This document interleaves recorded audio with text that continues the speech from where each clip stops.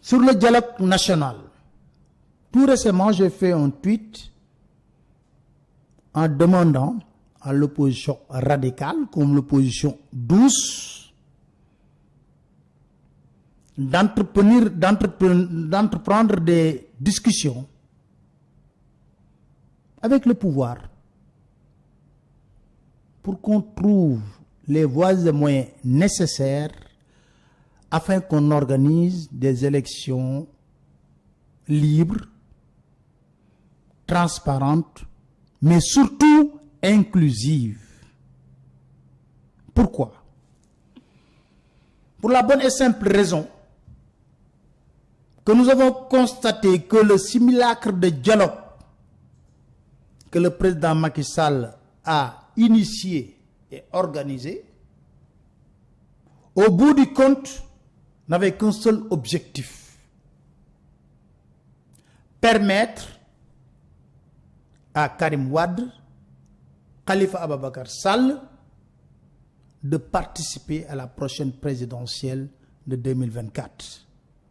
Mais par ricochet, ils se sont organisés dans ce simulacre de dialogue pour essayer d'empêcher à Ousmane Sonko d'être candidat. Par conséquent, ce dialogue n'a pas pour objectif d'avoir des acquis démocratiques et de les maintenir. Elle n'avait pas pour objectif aussi d'œuvrer pour un Sénégal apaisé, un Sénégal démocratique. Ce dialogue non plus n'était pas sincère, pour la bonne et simple raison que on ne peut pas quand même reprocher à des leaders des détournements de deniers publics, de prévarication de nos deniers publics, accepter par des artifices que ces personnes peuvent participer à une élection présidentielle et s'organiser de telle sorte que pour quelqu'un qu'on a accusé de diffamation et de sorcellerie judiciaire avec la fameuse corruption de la jeunesse, pour toi, Ousmane Sonko, tu n'as pas le droit de participer à cette présidentielle. Et la raison est toute simple. Aussi bien Macky Sall que tous les leaders qui ont participé à ce simulacre de dialogue savent pertinemment qu'à l'heure actuelle, si on organise des élections libres, transparentes, inclusives, avec la participation de Ousmane Sonko, ce dernier risque de gagner ces élections. D'ailleurs, Macky Sall, qui déclare n'avoir plus d'intérêt pour l'élection présidentielle, raille souvent ses leaders en leur disant que si je vous laisse avec ce jeune-là, il va vous emmener tous à la retraite. Nous n'avons jamais dit qu'il ne faut pas participer à un dialogue. Mais ce dialogue doit être un dialogue sincère, constructif et qui œuvre pour un Sénégal véritablement démocratique. Par le passé, nous avons connu des dialogues ici au Sénégal, dirigés par de grands juristes, des magistrats comme Kéba Mbaye, Diaïté, à l'époque de Diouf. Et c'est à travers des dialogues que nous avons eu des acquis démocratiques. Mais l'isoloir, c'est au terme d'un dialogue qu'on l'a obtenu. Au Sénégal, on votait sans isoloir. L'encre indélébile, on l'a obtenu à travers un dialogue. Les fautes qu'organisait le parti au pouvoir, c'est qu'il pouvait voter plusieurs fois. Mais à travers l'encre indélébile, on a réglé ce problème. Le contrôle du fichier électoral avec l'audit par la société civile, on l'a obtenu par le dialogue. L'ONEL, Organisation nationale de supervision des élections, qui est devenue maintenant la Sénat, la Commission électorale nationale autonome, on a obtenu au terme d'un dialogue avoir quelqu'un de neutre pour gérer tout le processus électoral. On l'a obtenu avec Abdou Diouf, qui avait nommé à l'époque général Lamine Cissé, qui a organisé la première alternance en 2000 ici. Abdoulaye Wade n'a pas fait moins. En 2012, il a nommé Cheikh Gueye, qui n'était pas de son parti, chargé des élections. Et à l'époque, le président Macky Sall avait fait une sortie virulente en disant que Wade, ce qu'il a fait, ce n'est pas bien dans la mesure où il sait que l'épine dorsale qui organise véritablement les élections, c'est le ministre de l'Intérieur qui contrôle l'administration territoriale. Donc nous ne voulons pas de Cheikh Gueye. Malgré tout cela, Cheikh Gueye a organisé des élections libres et transparentes et il a été élu président de la République. Mais lui, dès son accession au pouvoir, il a fait moins. Il nous a ramené 10 ans en arrière. Il y a eu Mbaye Ndiaye.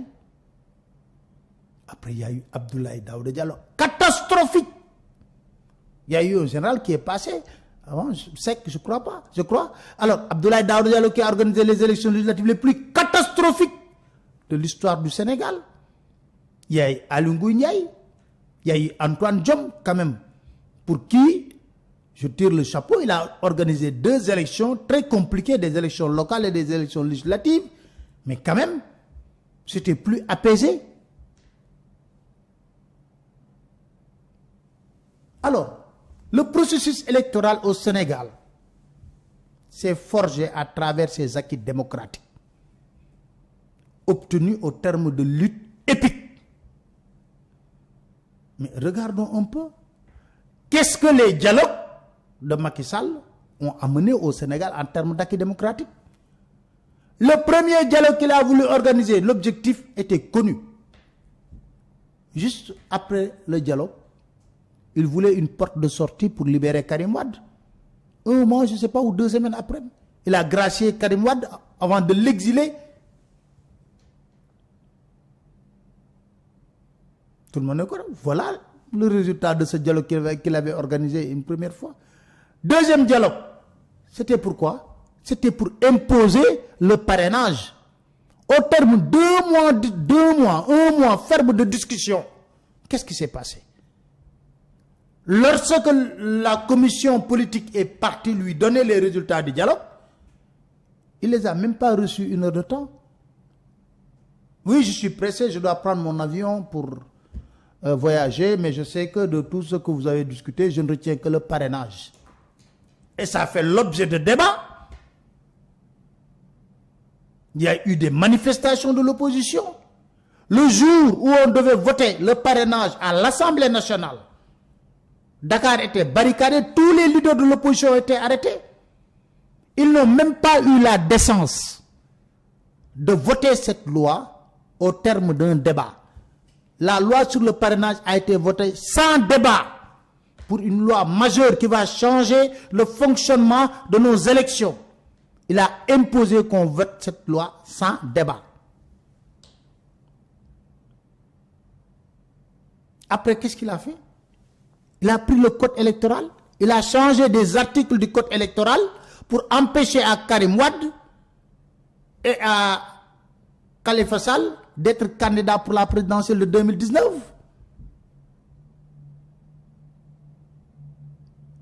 Après, quel est l'autre dialogue qu'il a organisé? L'autre dialogue que Macky Sall a organisé portait sur, après les scandales qu'on a montrés sur les contrats pétroliers et tout ça, il a organisé un simulacre de dialogue pour dire qu'on va discuter un peu de comment gérer nos ressources pétrolières et gazières, etc. Mais je dis, mais attends, vous avez déjà signé tous les contrats. À quoi ça sert d'organiser un dialogue? On va faire quoi des conclusions de ce dialogue? Voilà ce qu'il a fait. Alors,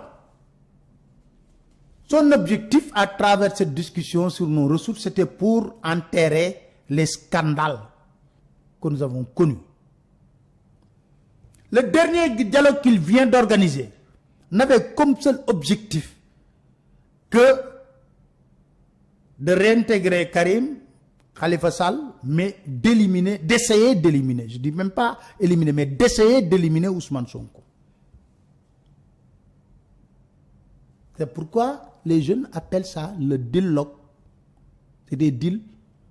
Et toutes les personnes qui ont participé à ce dialogue ont une responsabilité devant l'histoire. Qu'on me dise exactement qu'est-ce que ce dialogue a apporté de constructif pour notre démocratie. Le parrainage. La Cour de justice de la CEDEAO a demandé à l'État du Sénégal d'enlever le parrainage qui n'est pas conforme avec notre constitution. On l'a réduit, c'est vrai. Mais vous verrez que nous allons avoir des problèmes avec ce parrainage encore. Et figurez-vous les points de désaccord. On se tarde toujours de dire, oui, le Sénégal a une démocratie majeure, mais on est incapable, nous, d'utiliser le bulletin unique pour des votes. On est obligé de mobiliser des milliards qu'on va donner à des imprimeurs pour confectionner le nombre de le fichier électoral en nombre de bulletins pour chaque candidat. Et ces milliards-là peuvent servir à autre chose. On veut nous faire croire que la Côte d'Ivoire, qui est sortie d'une crise, qui vote en bulletin unique depuis longtemps, et d'autres pays, que nous les Sénégalais, nous sommes incapables de voter en bulletin unique. Et ce qui est bizarre, c'est que quand les politiciens, quand ils sont dans l'opposition, ils sont toujours pour le bulletin unique. Mais une fois arrivés au pouvoir, ils changent tout simplement de position et de version. Qu'est-ce que cela veut dire? C'est des convictions à géométrie variable. Et Macky Sall refuse de nous mettre, par exemple, quelqu'un de neutre pour gérer les élections. Ça veut dire que Diouf a fait même mieux que lui. Je ne parle même pas de Wade. Un recul de 15 ans. Président, chef de parti, c'est normal. C'est parce qu'en réalité, il ne se comporte même pas en président, mais en chef de la République. C'est des monarques républicains. C'est pour cela d'ailleurs que dans leur parti, vous verrez, aujourd'hui, ils sont en train de chercher un candidat. La logique voudrait que toutes les personnes qui souhaitent être candidats, on organise des primaires et les militants vont choisir. Mais non, on donne carte blanche au président de la République. Ça, c'est leur cuisine interne. Ce n'est pas mon problème. C'est juste pour vous montrer. C'est cette manière qu'ils dirigent leur parti qu'ils pensent qu'ils devraient diriger la République. Ils font de la République un bien personnel.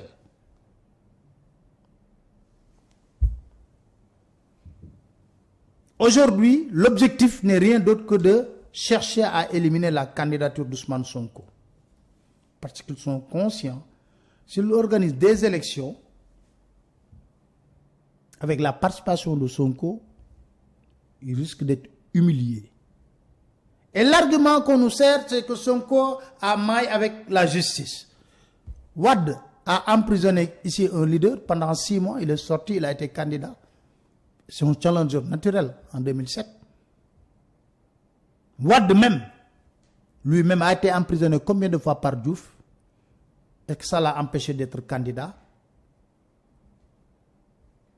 En réalité, c'est Macky Sall et sa majorité qui ont changé le code électoral en 2018 pour chercher à éliminer Karim et Khalifa Ababacar Sall. Vous n'avez jamais entendu un juge se prononcer sur la déchéance de quelqu'un par rapport à des élections pour dire que telle personne ne peut pas participer à une élection. Il n'existe pas aucune décision de justice. Mais ils ont mis dans le code électoral, quand tu es condamné pour tant de mois, tu ne peux pas être candidat. Ou tu dois verser tant, tu ne peux pas être candidat. La preuve, c'est le même Macky Sall pour réintégrer Karim et Khalifa Sall qui demande à sa majorité de changer très rapidement la loi. Parce que c'est sa majorité qui l'avait fait. La vérité, c'est quoi? C'est Macky Sall qui a utilisé le code électoral pour éliminer des adversaires politiques. C'est aussi simple que ça. C'est pas compliqué.